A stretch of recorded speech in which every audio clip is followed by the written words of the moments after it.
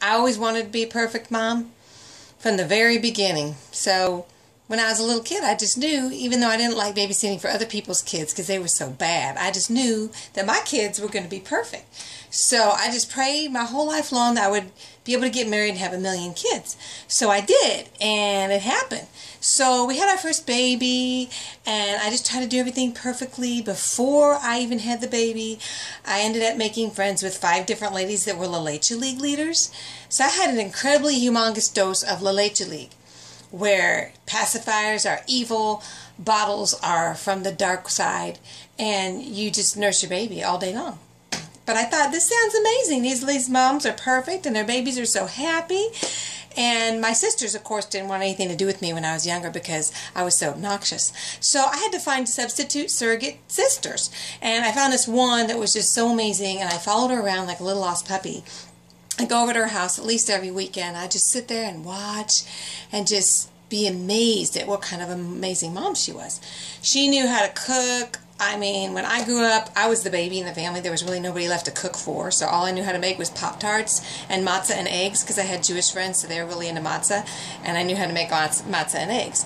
But I didn't know how to cook anything else, so I just was at a loss of how a mom would make a meal for her family. So I just went to this mom's house all the time. One day we were just chit-chatting and watching her little children play, and she's literally just like dumping all these different ingredients in this big bowl and mixing it. And I'm like, wow, like, what are you doing? And she's like, I'm making lunch.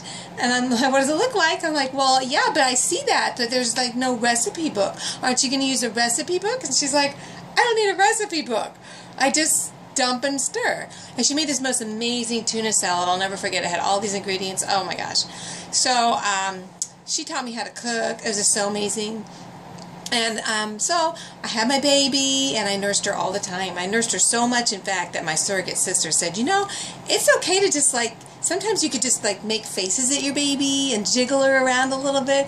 You don't always have to nurse the baby. It's like, really? I don't always have to nurse her, so when she cries I could do something besides nurse her?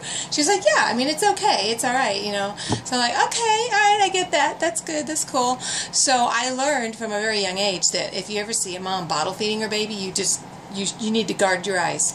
You look the other way. It's like that. Just don't even look. It's evil. It's bad. It's bad. So I learned that, and I never went down the aisle with the formula and the pacifiers and all that, because you don't go down that aisle. You just don't even go down that aisle. So we had more babies, lots and lots more babies, and then we got to baby number 11. And this baby didn't know how to nurse. She didn't know what num-nums were for. She just wanted to sleep, and she didn't care, and she didn't gain any weight. We went on a family reunion when she was about 6 weeks old, and people kept asking me, how old is your baby? I mean, she's like brand spanking new. I can't believe you're here at this family reunion. I'm like, well, no, she's 6 weeks old. She's what?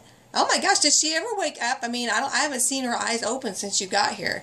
And so we just kept getting these comments from people, and I took her to the doctor before we left to say, yeah, she just doesn't seem, I mean, she's in the same size diaper, she's not growing. And I said, no, it's all right, Miss Gilmore, you nursed 10 babies. She's going to be fine. Just keep nursing her, she's going to be fine. And so that was when we were down in Georgia. So that's why they said fine. So I came back from that family reunion. I took her back to the doctor, and like, oh my heavens, she literally was like not even to her birth weight. So the doctors were giving me way too much credit because of my experience. They just assumed I knew what I was doing. So I said, well, what am I supposed to do? She won't suck on the num-nums, and she's not gaining any weight. And they said, Ms. Gilmore, I know you don't want to hear this, but you're going to have to put her on the bottle. And I'm like, no, not that.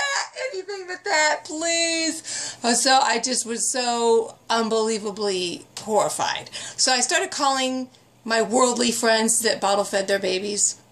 Didn't have very many of them. They were really just acquaintances. And I was like, hi, yeah, this is Sandy Gilmore. Yeah, I know you don't hear from me very often, but I need to learn how to bottle feed my baby. And I don't even know, like, what formula is. I don't know what bottles look like. I don't know how you wash them. I don't know how you use them. I don't know anything. So could you please tell me everything I need to know? So I got lots of good advice, and would you believe that's the happiest baby we ever had?